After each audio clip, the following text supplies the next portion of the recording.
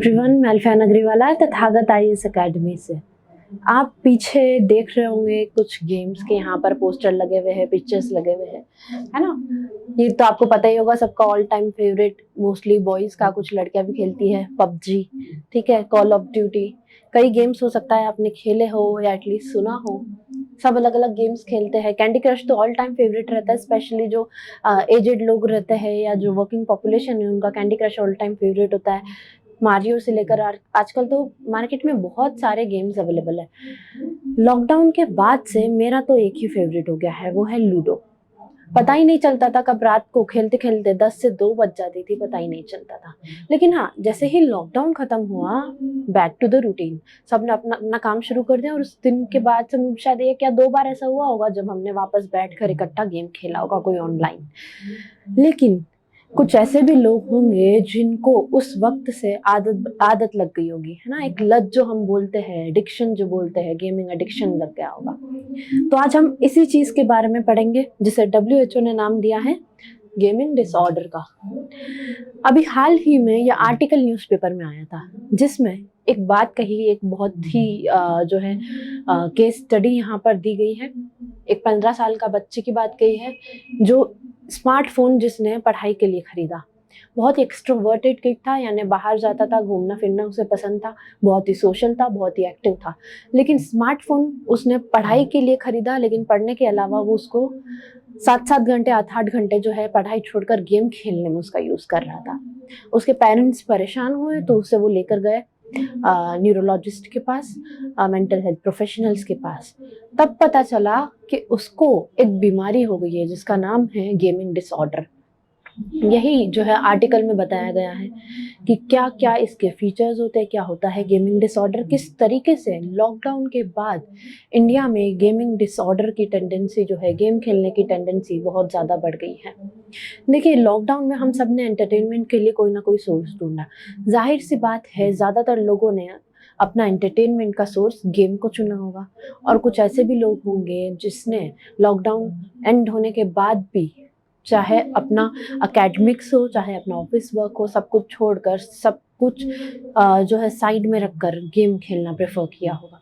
पता ही नहीं चला होगा उन्हें कैसे धीरे धीरे जो है उनकी टेंडेंसी एडिक्शन में कन्वर्ट हो गई गेम खेलने की। उनका जो एक फेवरेट पास टाइम हुआ करता था, किस तरीके से वो एडिक्शन में कन्वर्ट हो गया। तो इस तरीके से यहाँ बताया है कि क्या क्या उसके कंडीशन जब होती है तो क्या क्या चीज़ें होती है। जैसे इंसोम्निया हो गया, विड्रॉल फ्रॉम सोशल कॉन्टैक्ट्स हो गए।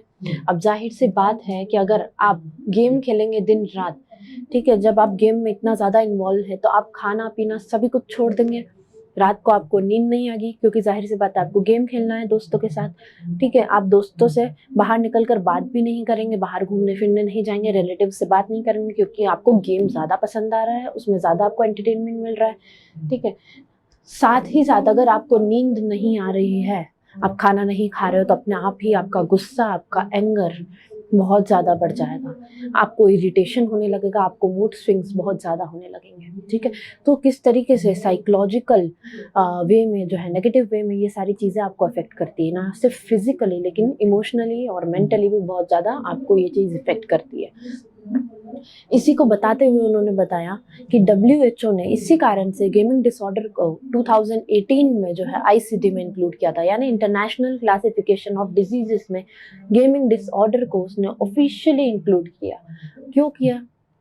जाहिर सी बात है, जब कोई भी चीज़ को आप ऑफिशियल करोगे, एक डिसऑर्डर को आप ऑफिशियल करोगे, तो उसके लिए ट्रीटमेंट जो है वो प्लान होना शुरू होगा, उसके लिए थेरेपीज जो है वो प्लान होना बनना शुरू होगी। जैसे हमने अगर कोरोना वायरस को डिक्लेयर किया ऑफिशियली पैंडेमिक, तो उसके लिए हमने देखा किस तरीके से मेडिसिन और किस तरीके से जो उसके ड्रग्स है उस पर काम करना, उस पर रिसर्च करना जो है, रिसर्च वगैरह शुरू हो गई। तो यही कारण था कि WHO ने 2018 में इससे भी गेमिंग डिसऑर्डर को ऑफिशियली ICD में इंक्लूड कर दिया। हम आगे देखेंगे ICD क्या होता है, डिटेल में देखेंगे क्या होता है। अब अगर हम बात करें तो पेपर में ये भी बताया है कि कुछ ऐसे नेशंस हैं जिन्होंने इस चीज़ का ध्यान में रखते हुए, जैसे चाइना, तो गेमिंग टेंडेंसी को ध्यान में रखते हुए चाइना ने एक बहुत ही इनोवेटिव पॉलिसी इंट्रोड्यूस की है। 18 साल से कम जो बच्चे हैं, 18 साल से कम उम्र के बच्चे, वो एक वीक में 3 घंटे से ज़्यादा गेम नहीं खेल सकते हैं। गेम खेलना 3 घंटे से ज़्यादा बैन कर दिया है। साथ ही साथ ये रिस्पॉन्सिबिलिटी कि बच्चे गेम ना खेले, ये किसकी रहेगी? प्रोड्यूसर की, यानी क्रिएटर की। जो भी गेम क्रिएट कर रहा है उनकी जिम्मेदारी रहेगी ये चीज़ देखने की। तो यहाँ पर इस तरीके से बात हुई है कि सारे नेशंस को इस तरीके से एक पॉलिसी लेकर आनी चाहिए ताकि जो बच्चे हैं, जो यूथ है या जो भी पॉपुलेशन इस चीज़ में एंगेज्ड है, उन पे गेम्स का गलत असर ना पड़े।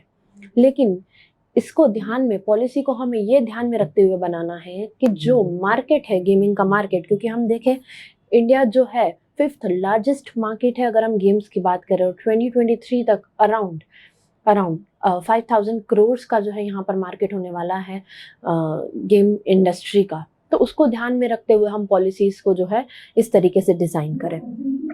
अब क्या क्या कंडीशन होती है, किस तरीके से गेमिंग, हम बोलेंगे कि गेम तो सभी लोग खेल रहे हैं, लेकिन डिसऑर्डर किन लोगों को है ये भी WHO ने बताया है।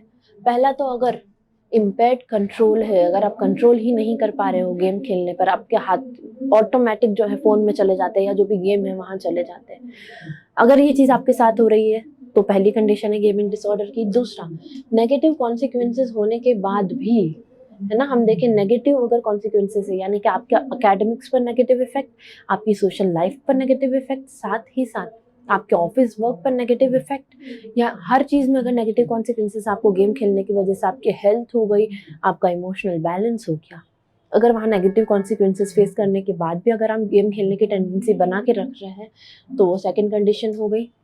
तीसरी और सबसे ज़्यादा इम्पोर्टेंट कंडीशन, अगर ये सभी कुछ 1 साल तक बना हुआ है, अगर 1 साल तक यही चीज़ें आपके साथ हो रही है, टेंडेंसी आपकी चल रही है, तो फिर वो गेमिंग डिसऑर्डर में काउंट होगा। ठीक है, ये चीज़ जो है यहाँ पर बताई है। हमने देखा, इससे पहले भी हमने देखे कई मार्केट में गेम्स आए थे। ब्लू व्हेल के नाम से गेम बहुत ज़्यादा फेमस हुआ था, ठीक है, पबजी उसके बाद आया, लेकिन इन गेम्स की वजह से हमने देखा किस तरीके से एंटी सोशल एक्ट्स बहुत ज़्यादा बढ़ गए थे बच्चों में। बच्चे ही नहीं, यूथ जो टीनेज पॉपुलेशन है उससे भी ज़्यादा बहुत ज़्यादा इफेक्ट किया था, सुसाइडल टेंडेंसी उनमें बढ़ गई थी। हमने देखा कुछ लोगों ने मर्डर्स भी किए, कुछ लोगों ने जो है इस कारण से एंटी सोशल एक्ट्स बहुत ही ज़्यादा बढ़ गए थे गेम्स की वजह से। इस कारण से बहुत से गेम्स जो है गवर्नमेंट को बैन करने पड़े।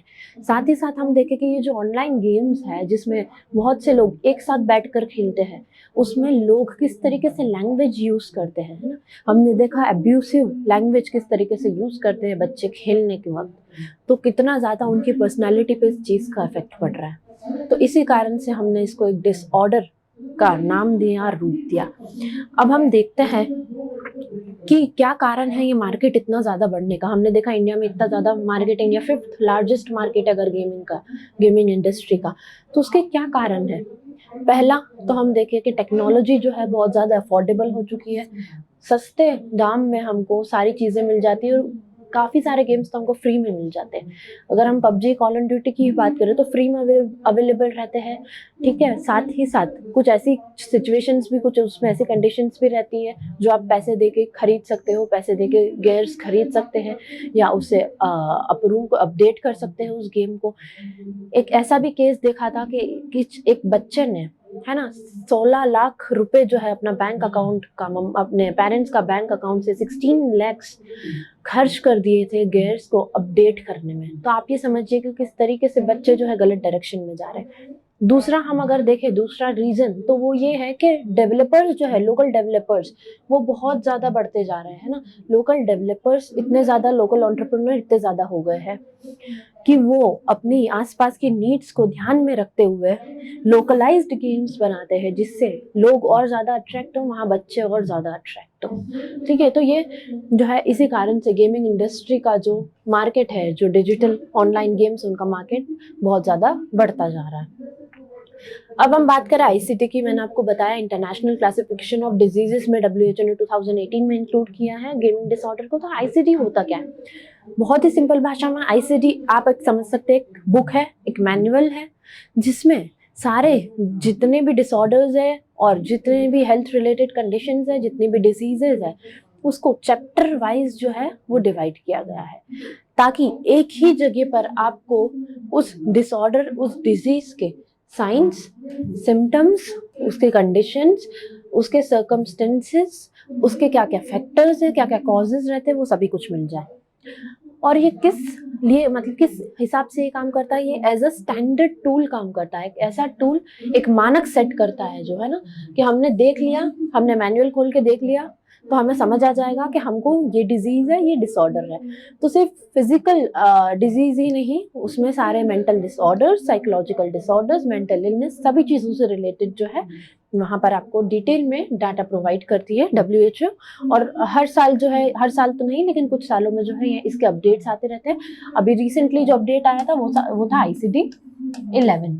और ऐसा ही एक मैनुअल कौन पब्लिश करता है? अमेरिकन साइकेट्रिक एसोसिएशन, जिसको हम DSM बोलते हैं ना, जिसको DSM के नाम से जाना जाता है, diagnostic and statistical manual of psychological disorders, ठीक है, ऑफ मेंटल डिसऑर्डर्स।